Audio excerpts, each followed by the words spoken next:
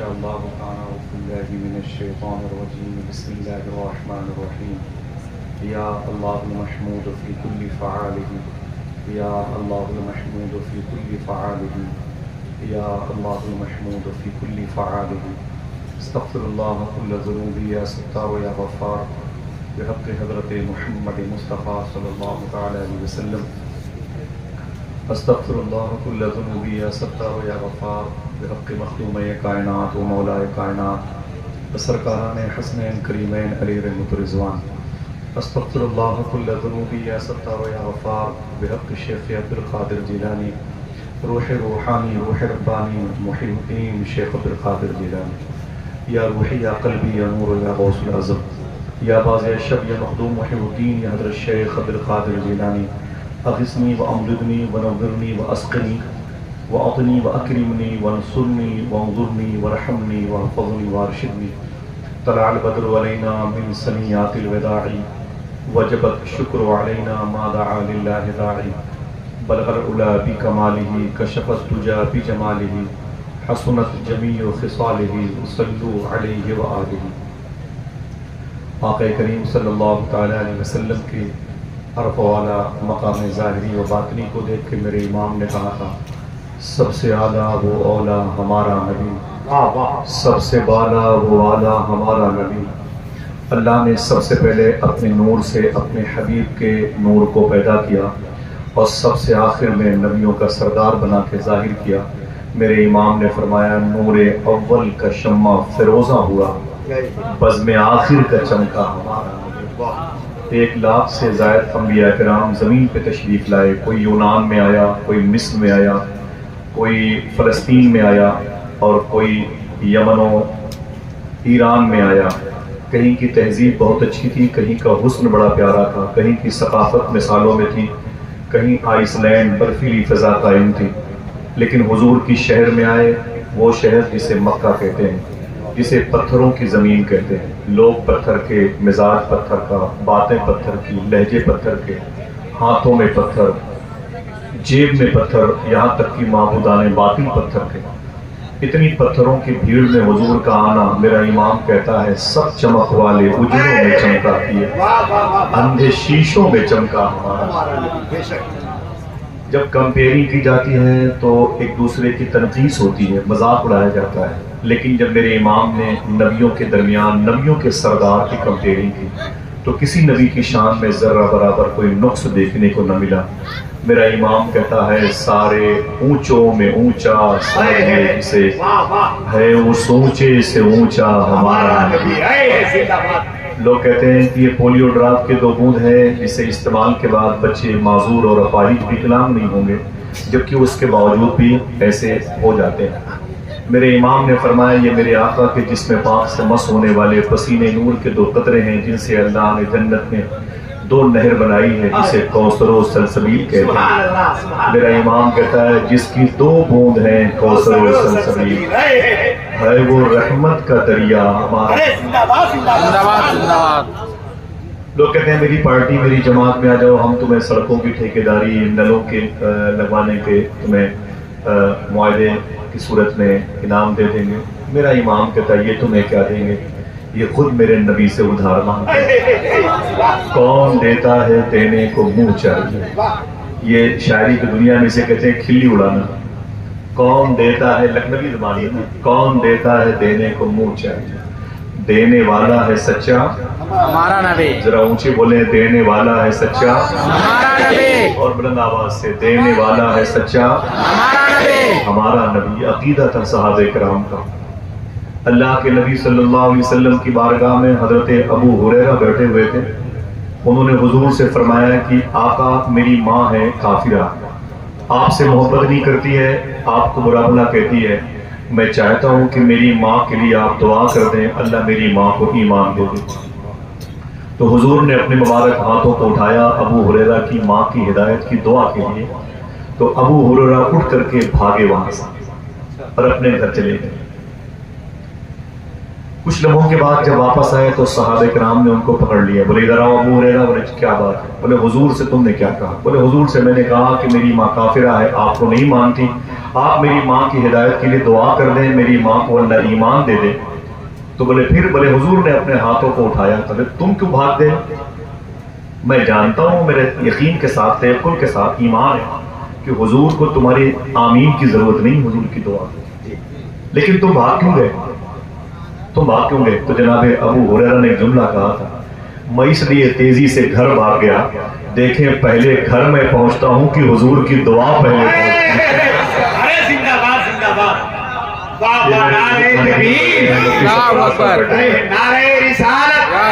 مسافران Karbala conference. کون دیتا ہے دینے کو منہ چاہیے، دینے والا ہے سچا. سارے اشعار میں اعلیٰ حضرت سرکار نے صفات محمدی کا تذکرہ کیا، حضور کی خوبیوں کا، حضور کی کوالٹیز کا ذکر کیا.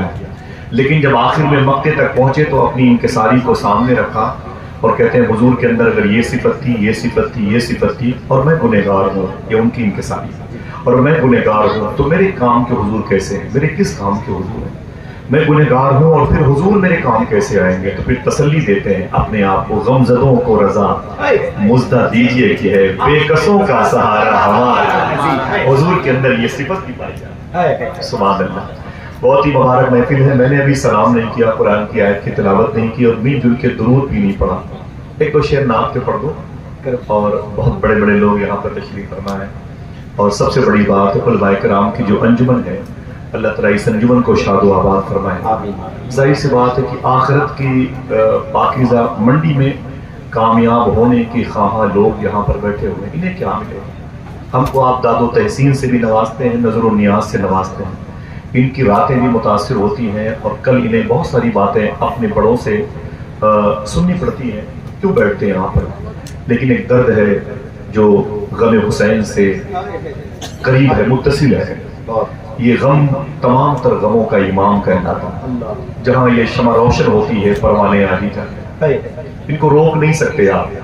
بیٹھے ہیں، اس کا بدل ان کو حسین کے نانا دیں گے انشاءاللہ. اللہ تعالیٰ ان علماء کے قدم میں برکتیں عطا فرمائے. تھوڑی سی گزارش ہے کہ جلسے جلوس کا جو پرانا ڈھرا ہے وہ تبدیل ہو جائے.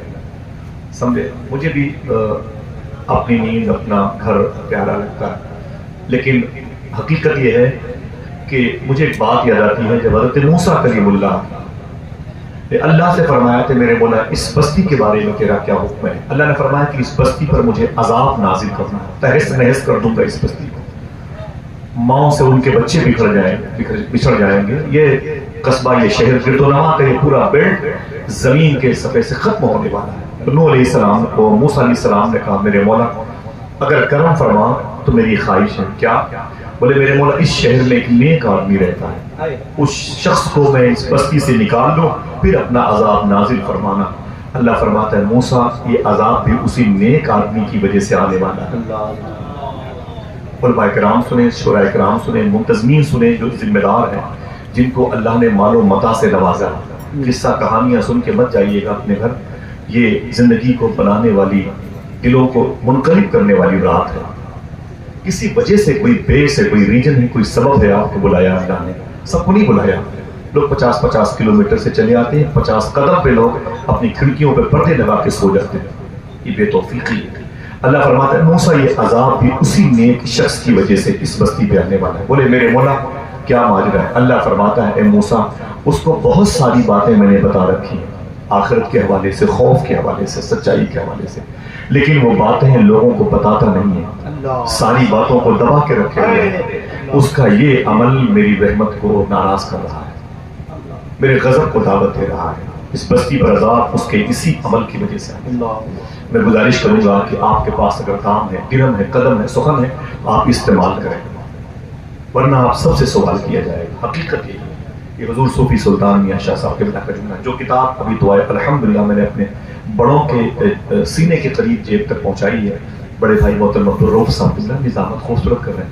پہلے میں غور کرتا تھا مصروں میں بڑی تبدیلی ہوتی تھی، لیکن بڑے صاف اور شفاف مصرے کہے جا رہے ہیں. اللہ اسے قبول فرما لے. آمین. یہ جو کتاب ہے دعائے الحمدللہ، اسے پڑھا کیجیے.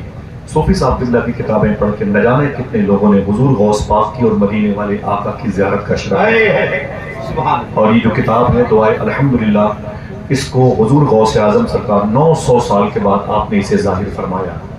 ایسی ویسی کتاب نہیں کہ یوں لیجئے یوں ڈال دیجئے، ایسی ویسی کتاب نہیں ہے اٹھائیں اور اپنے گھر کے چھجے پہ پورے کباڑ میں ڈال دیں۔ یہ وہ کتاب ہے اگر کوئی ایک شخص ایک شہر میں پڑھے گا تو پورے شہر کو اس کی برکتیں مل سکتی ہیں۔ اگر سب مل کر کے پڑھیں گے تو انشاءاللہ پھر دنیا میں کسی شہر کو نور نہ کہا جائے گا، میوات نہ کہا جائے گا۔ سمجھ رہے ہیں آپ؟ جی پڑھیں انشاءاللہ 11 مرتبہ درود شریف اور 7 مرتبہ الحمد شریف پڑھ کے اسے پڑھنا چاہیے۔ حضور غوث پاک جب پرائیویٹ دعا فرماتے تھے تو یہی دعا فرماتے تھے۔ اور اگر کتابیں میرے بھائی ہیں، ثابت بھائی ماسٹر صاحب بیٹھے ہوئے ہیں، ڈاکٹر فاروق صاحب، اگر کسی کو ضرورت ہو تو لے لیجیے۔ ایک دو مصرے نام کے پڑھتا ہوں۔ غم زمانہ میرے پاس آ کے بیٹھ گیا، غم زمانہ میرے پاس آ کے بیٹھ گیا، تو پھر میں دل اٹھائے مدینے میں جا کے غم زمانہ میرے پاس آ کے بیٹھ گئے، میں دل اٹھائے مدینے میں جا کے بیٹھ گیا۔ ایسی سنیے گا، میں دل اٹھائے مدینے میں جا کے بیٹھ گیا، نظر پڑی جو میری سبز سبز گنبد پر، میں حرف حرف دعا کے دبا کے بیٹھ گیا۔ نعرہ تکبیر، نعرہ رسالت، میں حرف حرف دعا کے دبا کے بیٹھ گیا۔ بہت بہت شکریہ، لکھنؤ کے قریب کی آوازوں کی قدر آپ کرتے ہیں۔ میں حرف حرف دعا کے دبا کے بیٹھ گیا۔ اس کلام کا آخری شعر سنیں۔ میں حرف حرف دعا کے دبا کے بیٹھ گیا، کہا گیا مجھے اپنی کتاب پڑھنے کو، اٹھا میں حشر میں نعتیں سنا کے بہت بڑا شعر ہے، ہاتھوں کو اٹھا کے نعرہ رسالت، نعرہ رسالت، شافع محشر، اٹھا میں حشر میں نعتیں سنا کے بیٹھا۔ سن لیں، رکوع سجدے تشہد قیام بنتے گئے، رکوع سجدے تشہد قیام بنتے گئے، حضور چلتے گئے اور نظام بنتے گئے۔ بہت بہت شکریہ۔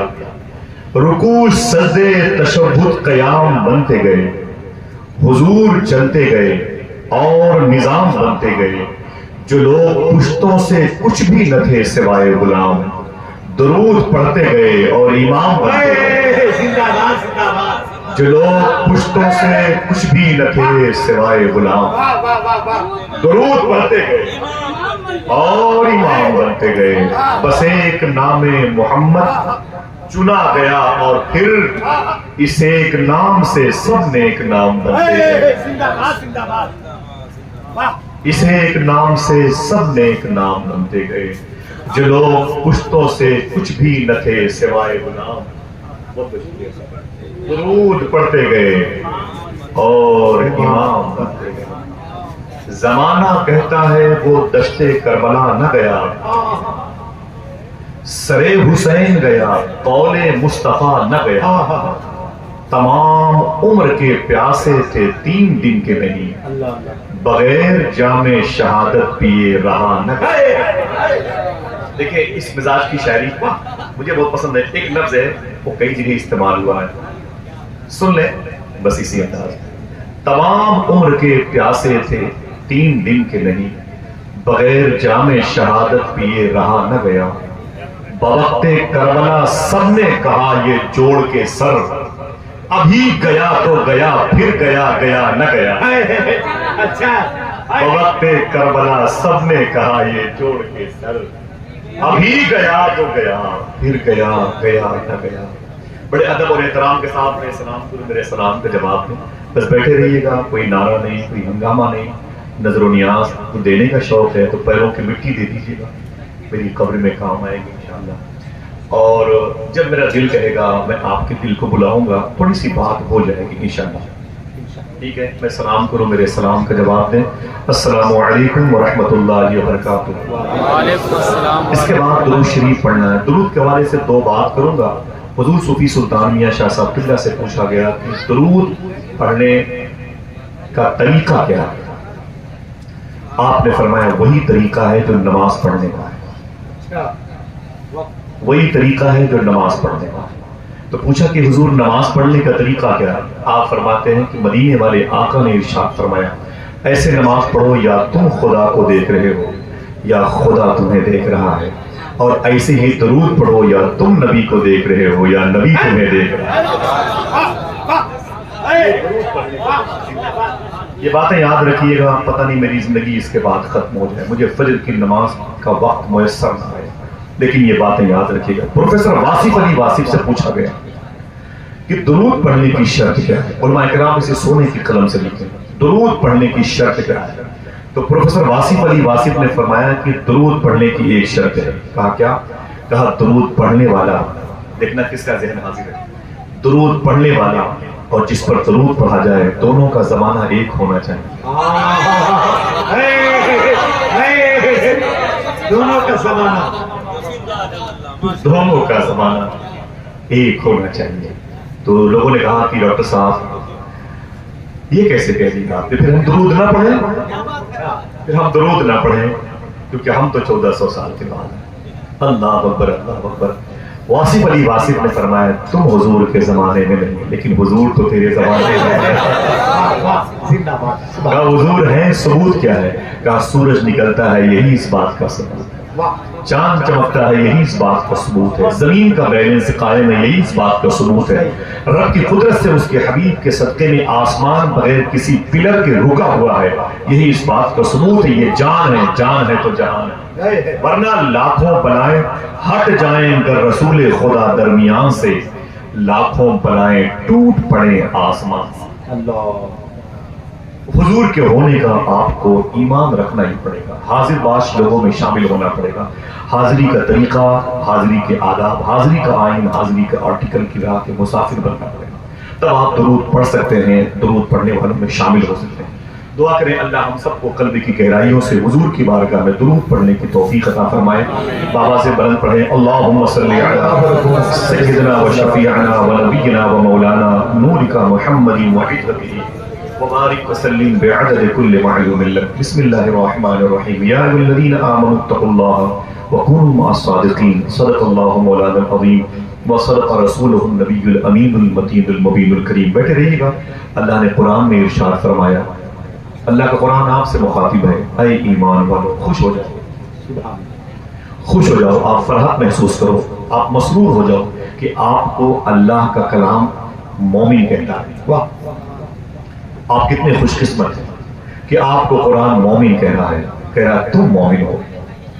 اب ذرا کا قرآن جسے مومن کہہ دے اسے حکومت ہند مومن تسلیم کرے یا نہ کرے کوئی نقصان، کوئی نقصان نہیں، اللہ نے ہمیں مومن کہہ دیا ہے، بڑے خوش قسمت ہے۔ لیکن بات بنی نہیں، ایک اور شرط رکھی ہے، اگر تم مومن ہو تو اتقوا اللہ، مجھ سے ڈرتے بھی رہنا، مجھ سے ڈرتے بھی رہنا۔ سمجھ رہے ہیں آپ؟ یہ لے کے جائیے گا، آپ بلا وجہ نہیں بیٹھے ہیں کسی فائبر کی کرسی پر 2-3 گھنٹے 4 گھنٹے کے لیے، پٹرول جلایا ہے 100 روپے کا، اپنے بال بچوں سے بچھڑ کے بیٹھے ہوئے ہیں، بارش ہو سکتی ہے بھیگ سکتے ہیں اور آپ بیمار ہو سکتے ہیں، 1000-2000 خرچ ہو، کیوں آئے بھائی یہاں؟ کوئی بات ہے، کوئی سبب ہے، کوئی تلاش ہے آپ کو، آپ کا دل نہیں مانا آپ کے گھر کے بیڈ سے نکالا اور کولر اور پنکھے اور اے سی سے نکال کر آپ کو حسین کی چٹائی پہ لا کے بیٹھا۔ کیا ہے مطلب بھائی آپ کہ آپ کے پاس گھر نہیں ہے، آپ کے بال بچے آپ سے ناراض ہیں، کھانے کے لیے بیٹھنے کے لیے جگہ نہیں ہے، جہاں سب کچھ ہوتے ہوئے وہ نہیں ہے جہاں حسین ہے، وہ دہلیز نہیں ہے جو دہلیز حسین کہلاتی ہے، وہ آپ یہاں پر حاصل کر رہے ہیں۔ اب اسے سنیں آپ، اللہ فرماتا ہے سنو اگر تم مومن ہو۔ اللہ کسی بودھسٹ، کسی جینسٹ، کسی کمیونسٹ، کسی لادینیت کے شکار سے اس کا قرآن مخاطب نہیں ہے، آپ سے قرآن کہتا ہے تم اگر مومن ہو تو اللہ سے ڈرتے بھی رہنا۔ یہاں تک تو بڑے بڑے وہابیہ دیابنا کے لوگ، شیعہ اور رافضی خروج سب سفر کر رہے تھے، لیکن اس کے بعد ایک اور شرط رکھی گئی، اگر تم اللہ سے ڈرتے ہو تو وَكُونُوا مَعَ الصَّادِقِينَ، سچوں کے ساتھ۔ یہی آ کے قافلہ بچھڑ گیا، یہی آ کے تفریق دیکھنے کو ملی۔ اللہ اکبر، جو تمام تر نبیوں اور رسولوں کے درمیان رسولوں کا سردار ہے وہی سچوں کا سردار ہے، اس کی زیر سایہ زندگی گزارنے والی آوازوں نے اس ذات سے کیا سبق سیکھا؟ اسے سچا کہا جاتا ہے جس کی وجہ سے اللہ نے لفظ صداقت کی ڈلیوری فرمائی، جس ذات کی وجہ سے آج اسی ذات کا ذکر ہو رہا ہے، اس کے نواسے کے نام سے مسافران کربلا کام کرے۔ پہلے آپ سمجھو تو سمجھ میں آئے گا حسین اتنے سخی کیسے ہو گئے۔ ایک ہاتھ طلب کیا تھا، گردن دے دی۔ ان سے مخاطب تھے یزیدی، 72 نفوس قدسیہ کے سر کو قربان کر دیا، اتنا سخی کیسے ہو سکتا؟ تو پتا چلے گا یہ حسین کے نانا کی تربیت کا اثر ہے۔ سجدہ شکر ادا کر رہے ہیں، یہ کیوں کیا امام حسین نے؟ پتا چلے گا یہ نانا کی تربیت کا اثر ہے۔ کون سا اسلام، کون سا کلچر، کون سا آرٹیکل، کون سا قانون ان کے نانا نے امام حسین کو سکھایا کہ میدان کربلا میں سامنے نہر فرات ہے لیکن قدموں کے نیچے کوثر ہے۔ اللہ اکبر، ہونٹ خشک ہونٹوں کی پپڑیاں گلاب کی پنکھڑیوں سے نرم ہے لیکن ظاہری طور پر پیاسے۔ ایسا کیسے ہوتا ہے؟ میں سوچتا ہوں تو مجھے نیند نہیں آتی۔ اتنا سب کچھ ہونے کے باوجود آخر یہ سخاوت، یہ لمبے ہاتھ، یہ دانی، یہ آقا کریم کی پاکیزہ کردار کا مظہر، حضور کی سخاوت، حضور کی شباہت نور کا بہتر کیسے آیا؟ اور وہ چیز ہمارے اندر نہیں پائی جاتی ہے۔ کمپیئرنگ بھی کرتے چلے، تھوڑی تھوڑی باتیں کربلا سے میں لوں گا اور پھر اپنا محاسبہ بھی کروں گا جہاں آپ کو سمجھ میں آئے گا۔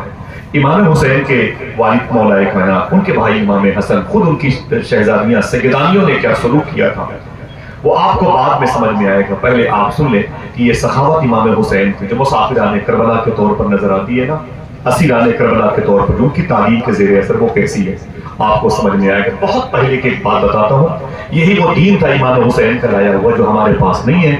ملبوس خوشنما ہے مگر کھوکھلے ہیں، جس میں چھلکے سجے ہوئے ہیں پھلوں کی دکان کا۔ لاکھوں روپے ہماری جیب سے نکلے، حسین کے جھنڈے پہ خرچ ہو گئے، حسین کی محبت میں خرچ ہو گئے، لیکن حسینی دکھائی نہیں پڑا، کیریکٹر نظر نہیں آیا۔ بھوت پورو ڈی آئی جی نے کہا تھا کہ ہندوستان کے مسلمانوں کو چاہیے کہ اپنے پوروج کی باتیں کرنا بند کر دیں، ان کے کردار میں حسینی کردار نظر آنا چاہیے۔ حسینی کردار کیا تھا؟ تو ان کے نانا کو دیکھو، صدیق و عمر و عثمان و علی کو دیکھو، جناب حسن مخدوم کائنات، مخدومہ زینب، مخدومہ سکینہ کو دیکھو، تب سمجھ میں آئے گا آپ کو حسین کو۔ یہ کربلا کے مسافروں کی داستان غم کیسی تھی، کیسے پڑھا جائے اس کو؟ ایک نبی ہے، ان کا نام ہے حضرت موسیٰ کلیم اللہ۔ کیا نام ہے؟ مجھے بولے، حضرت موسیٰ کلیم اللہ۔ باتیں یاد کیجئے گا، روز یہ باتیں نہیں ہوگی، آپ کے قدموں کے نیچے بیٹھا ہوں۔ حضرت موسیٰ، ان کا نام ہے حضرت موسیٰ، ان کا ٹائٹل ہے کلیم اللہ، نام ہے عبدالرحمن بھائی، ٹائٹل ہے نقیب اہل سنت، نام ہے مبارک بھائی، ٹائٹل ہے شاعر اہل سنت، نام ہے سرفراز صاحب، ٹائٹل ہے مفتی صاحب، یہ علماء بیٹھے ہوئے ہیں، نام ہے ان کا اپنا ائمہ کرام میں ہے، کوئی علماء دین ہے، کوئی قائدین ہے، کوئی نائبین رسول ہے، وغیرہ وغیرہ۔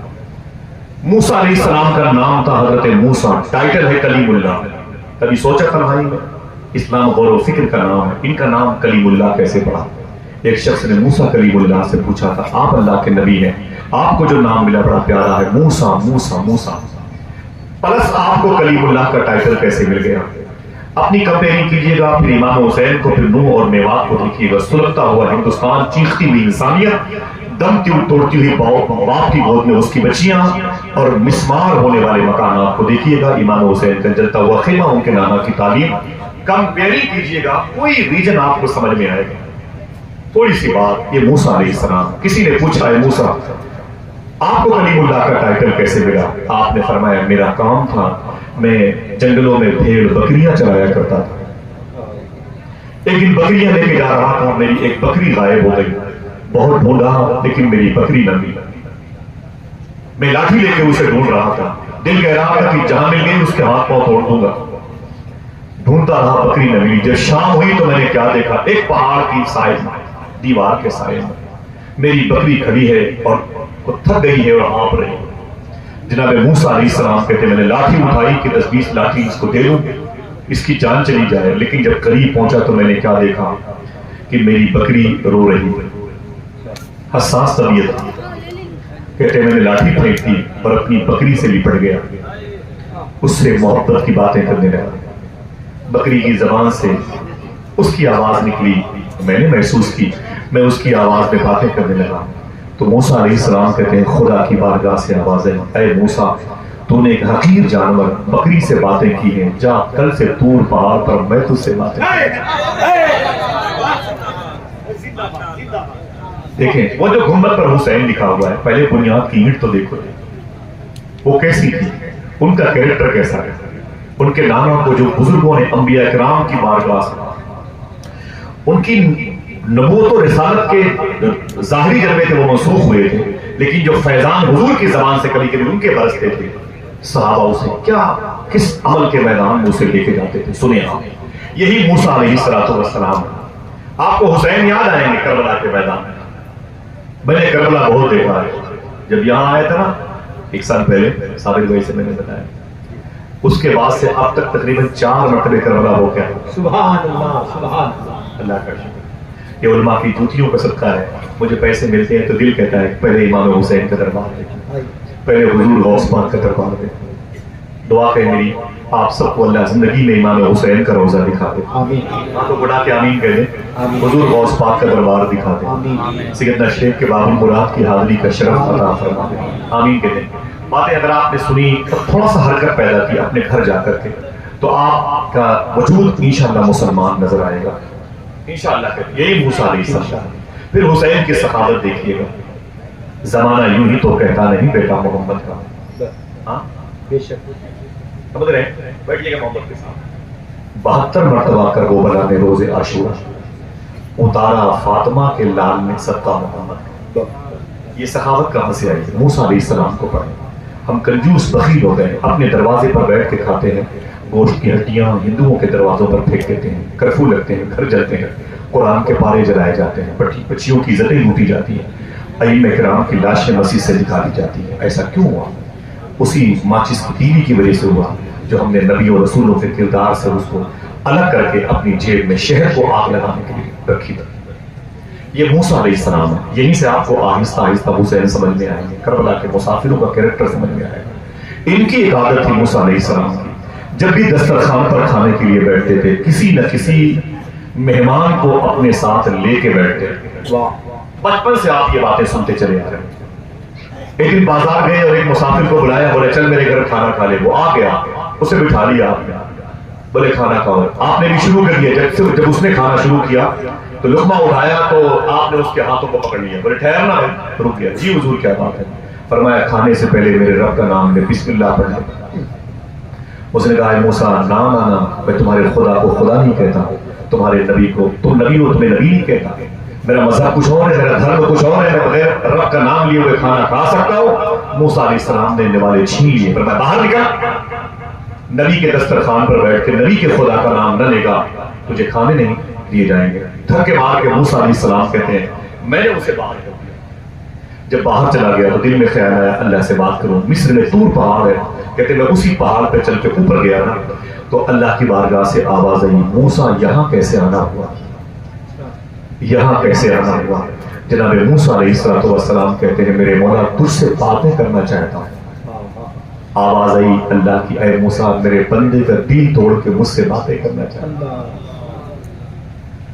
جھارکھنڈ والوں بڑی ذمہ داریاں بڑی ہیں. تم تو نکل گئے دنیا سے 50 سال کی عمر کے لیے، لیکن تمہاری گود میں جو بچیاں پل رہی ہیں 40 سال کے بعد ان کا کیا ہوگا؟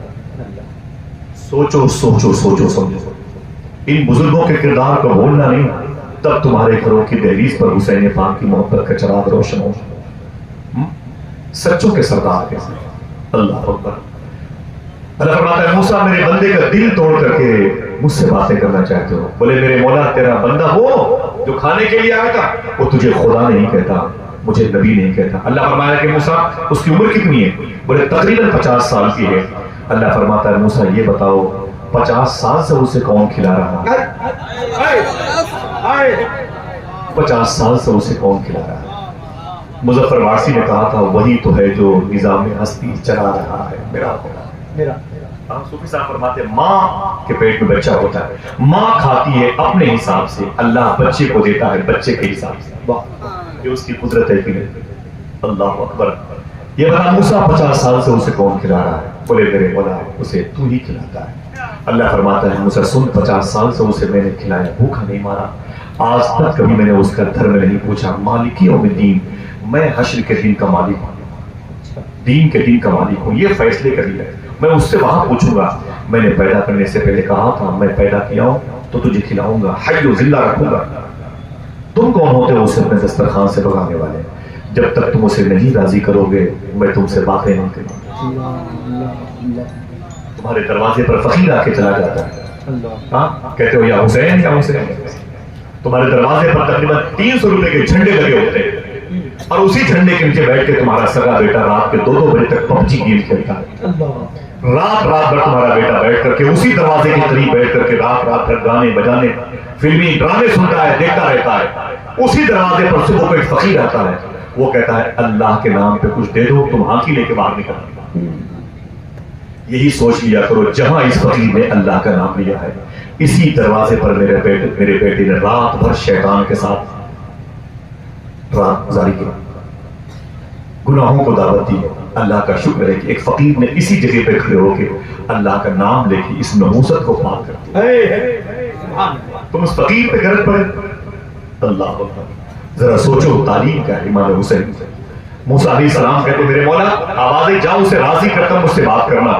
نیچے اترے، اسے ڈھونڈا، اسے پکڑا، پھر قریب لے کے آئے اور کہا کہ چل میرے گھر کھانا کھا لے۔ اس نے کہا وہ اللہ کے نبی ہے، وہ کل لے گئے تھے، فرمایا ہاں کل لے گئے تھے۔ بولے پھر بلا رہے ہیں؟ بولے ہاں چل میرے گھر کھانا کھا لے۔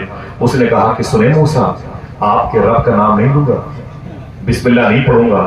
موسیٰ علیہ السلام کہتے ہیں چاہے پڑھنا چاہے نہ پڑھنا لیکن پیٹ پر کھانا کھلاؤں گا۔ اس نے کہا یہ نظریہ کیسے بدل گیا؟ تو موسیٰ علیہ السلام کہتے ہیں نظریہ کیسے بدل گیا؟ تو موسیٰ علیہ السلام نے کہا بات یہ ہے تجھے گھر سے باہر کر دیا تھا، میرے رب نے مجھ سے باتیں نہیں کی، رب مجھ سے ناراض ہے، مجھ سے بات نہیں کرتا۔ تو اس نے کہا اے موسیٰ اس کا مطلب میرے ٹوٹے ہوئے دل کی خبر تیرے خدا کو ہو گئی؟ آواز آئی موسیٰ کی نام آنا سن، ٹوٹے ہوئے دل کی خبر میرے خدا کو ٹوٹنے سے پہلے ہو جایا کر، ایسا میرا خدا ہے۔ تب اس بندے نے کیا کہا اے موسیٰ اگر ایسا تیرا خدا ہے تو بغیر بسم اللہ پڑھے کھانا بھی نہیں کھاؤ۔ کیا مطلب کیا ہے؟ سوچو ذرا سا مطلب کیا ہے؟ اتنا ہم نہیں کر سکتے کسی کے ساتھ حسین حسین حسین زندہ باد کے نعرے لگاتے ہیں۔ میرے بھائی ذرا ٹھہر کر کے کبھی حسین کو یاد کرنا، حسین سمجھ میں ہے، حسین کو یاد کرنا۔ حسین کے نانا کے پاس جو اللہ نے پاکیزہ تعلیمات کے احکامات صادر کرنے کی وہ انسائکلوپیڈیا کتاب دی تھی، وہ کیسی کتاب تھی معلوم ہے؟ کچھ بیٹھے ہوئے اللہ کے نام، بڑی مشہور حدیث شریف ہے۔ اللہ کے نبی کی بارگاہ میں بڑے پیٹ کا ایک مہمان آیا تھا، اس نے کہا مسلمانوں کے نبی میں عیسائی ہوں، مجھے کھانا کھلا دیجیے۔ بس 2-3 منٹ کے بعد حسین ابھی آپ کی زبان پر آ جائے سماعتوں کی چراغ روشن ہو گئے، مجھے بھوک لگی ہے، میرے آقا نے فرمایا بیٹھ جاؤ۔ حضور اندر گئے، اس کے لیے کھانے کا انتظام کیا، وہ بڑے پیٹ والا تھا، حدیث شریف میں زیادہ کھا لیا، حضور کے گھر کا کھانا ملا زیادہ کھا لیا۔ حضور سے فرمایا کہ میں آپ کے یہاں سونا چاہتا ہوں، حضور نے اس کے لیے بستر لگوا دیا، بستر بچھا دیا، وہ سو گیا۔ زیادہ کھانا کھانے کی وجہ سے اس کا پیٹ خراب ہو گیا، باہر کا تھا، اجنبی مسافر تھا، عیسائیزم سے اس کا تعلق تھا، حضور کے اپوزیشن میں تھا، عیسائی مذہب کا فالوور تھا، عیسائی مشنی سے اس کا تعلق تھا، اور اس نے حضور کے بستر پہ گندگی کر دی۔ تمہاری دیواروں پر کوئی تھوک دیتا ہے تو لاٹھیاں لے کے نکل آتے ہو۔ ذرا سوچو کہ حسین کے نانا کا دین جو ہم تک پہنچا ہے وہ کیسا تھا؟ اللہ کے نبی صلی اللہ تعالی علیہ وسلم کے بستر پہ جب اس نے گندگی کر دی تو ڈر گیا، صبح کا وقت تھا، اٹھا، بولا باپ رے باپ اگر مسلمانوں کے نبی ان کے غلاموں نے دیکھ لیا میری جان لے لیں گے، تم نے نبی کے بستر کی توہین کی۔ اللہ اکبر، اٹھا اور چپ چاپ بھاگ گیا۔ جب بھاگا تو راستے میں یاد آیا کہ میری تلوار تھی میری بستر کے قریب چھوٹ گئی، تو لوٹا یہ سوچ کے کہ مسلمانوں کے نبی ابھی نماز فجر کی پڑھا رہے ہوں گے، شاید ابھی ادھر بزی ہوں گے، میں چپ کے جا کے اپنی تلوار لے کے واپس آؤں۔ لیکن وہ کہتا ہے میرا کلیجہ باہر آ گیا، جب میں قریب آیا گلی میں چھپ کے حضور کے گھر کے قریب تو میں نے کیا دیکھا، اللہ کے نبی صلی اللہ تعالی علیہ وسلم اپنے مبارک ہاتھوں سے اس کی گندگی کو صاف کر رہے تھے۔ وہ جن کے پاؤں کے بارے میں میرے امام نے کہا